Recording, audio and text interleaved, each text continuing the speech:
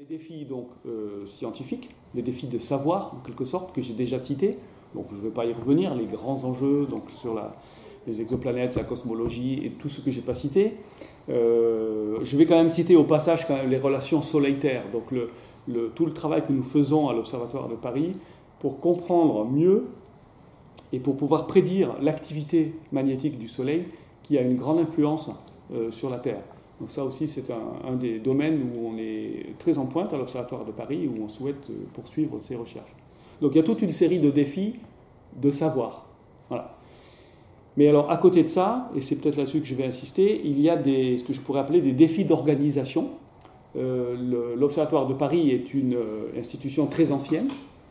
C'est une chose que j'aurais dû vous dire au début, mais je le dis maintenant. Donc l'Observatoire de Paris a été fondé en 1667, sous le règne de Louis XIV. On fête cette année d'ailleurs les 350 ans de l'Observatoire de Paris. Et l'Observatoire de Paris a traversé tous ces siècles à chaque moment en s'adaptant évidemment à son contexte. Et aujourd'hui, le contexte de la recherche scientifique, là au XXIe siècle, n'est absolument pas le même que celui qui prévalait au XVIIe siècle. Et donc le défi pour l'Observatoire de Paris, c'est de s'adapter au fur et à mesure à tout ce contexte. Aujourd'hui, donc, le contexte de l'enseignement supérieur et de la recherche.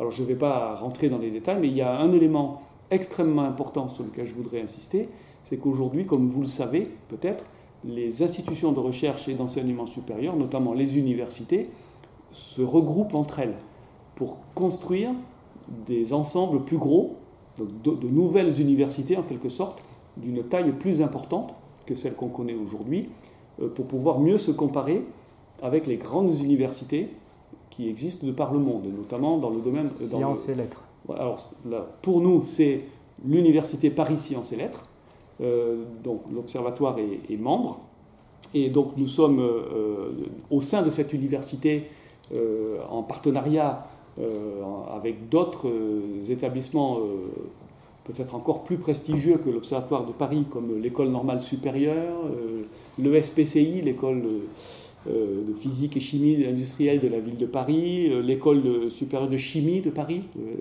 Chimie Paris-Tech, l'université Paris-Dauphine, l'école des mines,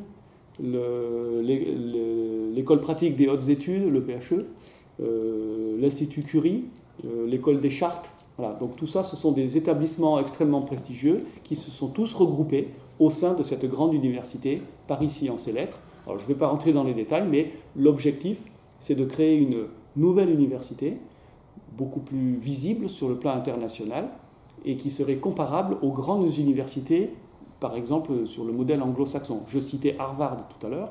Eh bien, on a l'ambition que PSL, dans quelques années, ressemble à Harvard, et qu'au sein de PSL, l'Observatoire de Paris, qui sera l'institution dédiée à l'astrophysique au sein de PSL, ressemble encore plus au fameux Center for Astrophysics dont je parlais tout à l'heure. Donc c'est un petit peu ça l'idée. Et ça, c'est un grand défi d'organisation que nous devons relever, parce que ça suppose une modification importante du mode de fonctionnement de l'Observatoire et de tous ces autres établissements. Et c'est quelque chose d'extrêmement ambitieux et extrêmement séduisant que nous avons devant nous. Donc voilà, ça répond un petit peu à cette question, même si on y avait répondu tout à l'heure. Parfait. Alors, les associations de partage de savoir scientifique sont-elles pour vous une nécessité au sein de la société? Pourquoi ? Alors moi je pense qu'effectivement ces associations dont la vôtre jouent un rôle absolument essentiel dans la société. Alors, il faut savoir que dans la plupart, pratiquement tous les établissements de recherche et d'enseignement supérieur, il y a aussi en filigrane une mission de diffusion de la culture scientifique et technique. Pour l'Observatoire de Paris, c'est même clairement indiqué dans le décret qui fonde l'Observatoire de Paris, ce décret qui lui donne 3 missions essentielles: la recherche, l'enseignement et la diffusion de la culture scientifique et technique. Donc c'est dans notre mission. Et quand on dit diffusion de la culture scientifique et technique, c'est diffusion vers toutes sortes de publics. Et vous comprenez bien que nous, avec nos 600 personnels, on n'est pas capable de toucher l'ensemble du public, tous les Français, le monde entier. On ne peut pas le faire sans avoir la possibilité de s'appuyer sur des relais. Et je pense que ces associations, comme la vôtre, constituent justement ce relais dont les institutions qui font de la recherche et de l'enseignement de manière professionnelle ont besoin pour toucher le public. Donc on peut penser de manière assez spécifique pour l'astronomie aux astronomes amateurs, aux associations d'astronomes amateurs qui jouent un rôle considérable dans cette diffusion de la culture scientifique et technique et avec lesquelles on est en contact permanent, enfin avec certaines en tout cas. Et je pense que c'est quelque chose d'extrêmement important que nous devons cultiver, développer mieux dans l'avenir. Alors, pour finir, que conseillez-vous aux jeunes générations intéressées par les sciences liées au spatial et à l'astronomie, l'astrophysique d'aujourd'hui? Alors, oui, ça c'est une question très intéressante, puisque c'est une question que j'aurais pu poser moi aussi il y a bien longtemps. Ce que j'ai envie de dire d'abord à tous ceux qui sont jeunes aujourd'hui et qui sont intéressés par les sciences, toutes sortes de sciences d'ailleurs, mais surtout celles reliées à l'astronomie, l'astrophysique et au spatial, première chose que je dois leur dire, c'est que ces métiers de la recherche sont absolument extraordinaires. C'est quelque chose de très attractif, très séduisant, et vraiment quand on fait sa carrière dans la recherche, je crois qu'on se réalise pleinement. C'est quelque chose d'extraordinaire. Donc ceux d'entre eux qui ont ce goût pour la science, ce goût pour la recherche, il faut à tout prix le garder. Il faut faire en sorte que cette flamme reste bien vivante en eux.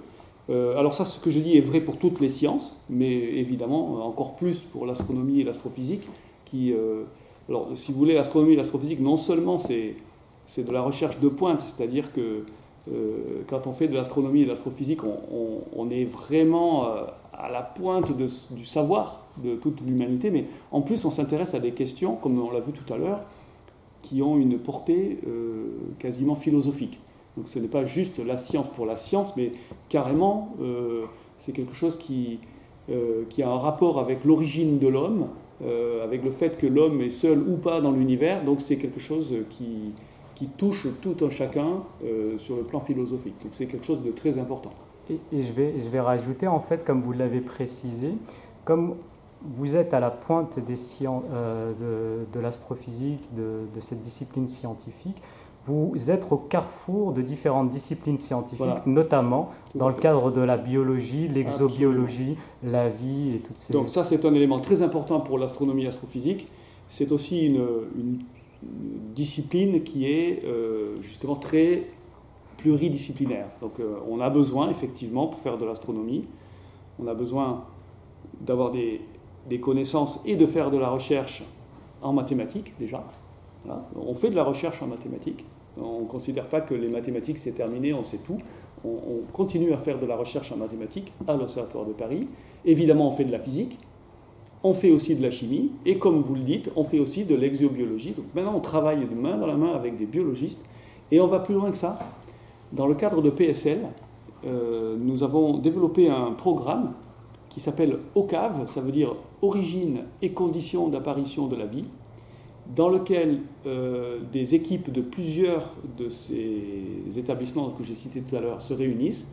Nous avons donc d'une part les astronomes qui recherchent dans l'univers les sites où la vie peut se développer, donc ça peut être dans le système solaire ou sur des exoplanètes.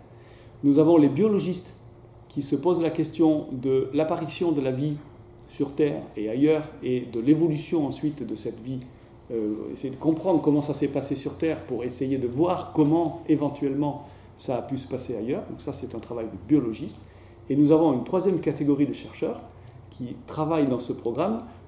Donc ce sont des gens qui travaillent en sciences humaines et sociales et qui se posent la question de la définition de la vie et qui se demandent, mais ça veut dire quoi être vivant?